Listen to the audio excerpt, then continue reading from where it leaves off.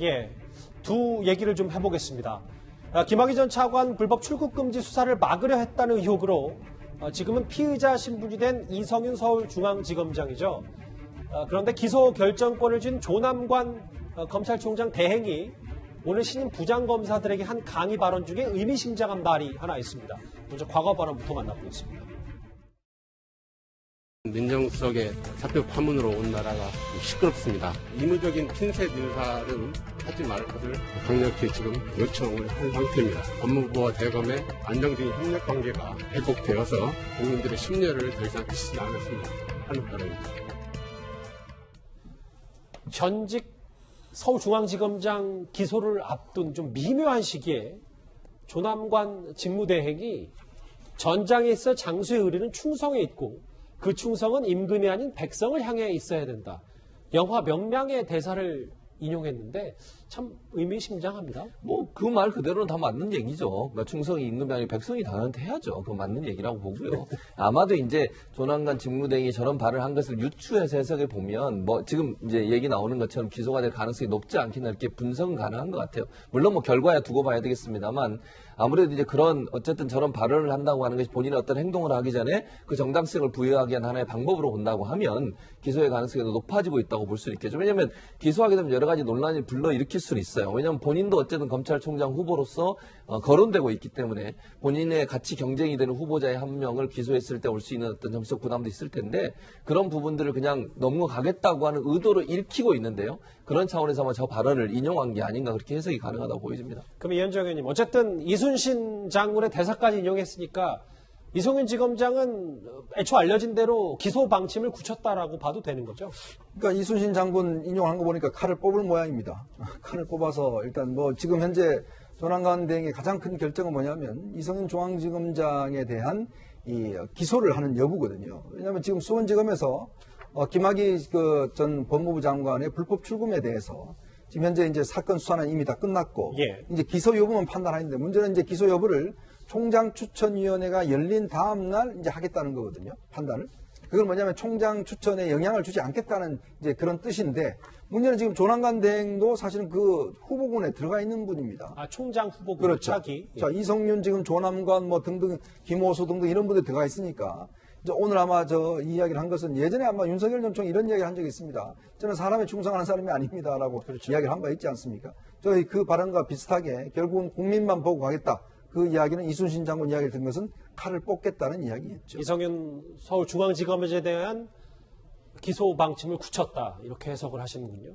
사실 이 해당 혐의로 이성윤 지검장은 공수처장과 과거에 면담을 했었는데 당시 황제조사 논란이 있었던 거 기억하실 겁니다. 그런데요. 이성윤 지검장이 공수처장 관용차 타기 전에 전관 변호사가 운전한 차를 타고 온 것으로 알려졌습니다. 왜 그게 문제가 되는지 화면부터 보고 와서 짚어보겠습니다. 전형적인 친문 검사인 이성윤 서울중앙지검장이 주요 핵심 피의자로 되어 있는 거 맞죠? 어디서 만났습니까? 공수처에서 만났습니다. 아니, 사건 피의자가 면담 신청하면 검사장이 다 만나줍니까? 예, 우리 관용차가 지금 그거밖에 없어요. 이성윤 검사장의 요청은 아니면은 설명 자료를 읽어보세요.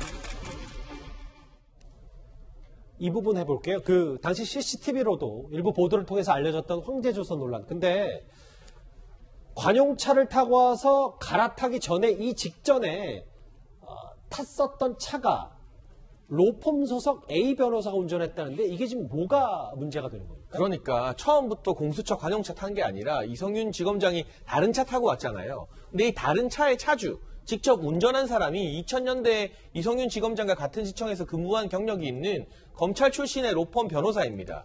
그런데 이 변호사 A씨가 서울중앙지검에 관련된 다수의 사건들을 수임했다고 합니다. 굵직한 사건들이 많아요. 2018년 모 대기업 조세 포탈 사건, 그리고 조국 전 장관 배우자인 정경심 교수 사건도 수임을 했었고요. 또 언론사 사장 고발 사건, 재벌가 자녀 마약 투약 사건 등을 다 수임을 했는데 이게 중앙지검에서 다루는 사건들이었거든요. 그런데 중앙지검장에 있던 개인적인 이 일정에 본인이 차량도 제공하고 운전도 해준다? 중앙지검장과 이토록 가까운 사람이 중앙지검의 사건을 여러 개 수임한다? 이 사건에 영향을 끼치지 않았으리라고 보는 게 오히려 더 어색한 거겠죠. 이성윤 지검장이 공적인 마인드가 있다면 본인이 지금 관할하고 있는 중앙지검장에서 다뤄지는 여러 사건 수임하는 변호사라면 아무리 개인적으로 친해도 사건 끝날 때까지는 연락도 안 하고 안 만나야 되는 게 맞는 거잖아요. 그런데 단순히 만나서 사적인 뭐 식사하는 정도가 아니라 아예 차량과 운전을 제공받고 공수처 가는 길목에 안내를 받았습니다. 아주 밀접한 관계라는 뜻이죠. 이러면 해당 사건 관계자인 다른 사람들 입장에서는 이성윤 지검장과 이처럼 친한 변호사가 사건을 맡았으니 당연히 그 변호사에게 유리하게 사건이 움직이는 것이 아닌가, 그런 의심을 할 수밖에 없는 매우 중차대한 문제라고 생각이 됩니다. 그러면 장현철 평론가님 말씀은 이게 법적으로 관용차 타기 전에 이 해당 차를 운전했던 게 전관 변호사니까 이 부분이 뇌물죄 여지가 있다는 해석도 나오는 겁니다. 그러니까 김학의 전 차관 사건 우리가 많이들 다뤘으니까 기억하실 텐데요. 그때 김학의 전 차관이 한 업자로부터 핸드폰 제공받은 것도 뇌물이라고 뇌물죄가 인정이 되었거든요. 그렇다면 차량을 제공하고 운전 서비스를 제공했는데 중앙지검과 연관된 이해 충돌의 여지가 있다면 이 또한 역시나 뇌물죄로 인정받을 가능성이 크다고 법조계 관계자들이 입을 모아 말하고 있습니다. 알겠습니다. 여전한 논란의 중심에 서 있는 이성윤 서울중앙지검장 얘기해봤습니다. 예, 뉴스탑10 이제 마지막 주제가 기다리고 있습니다.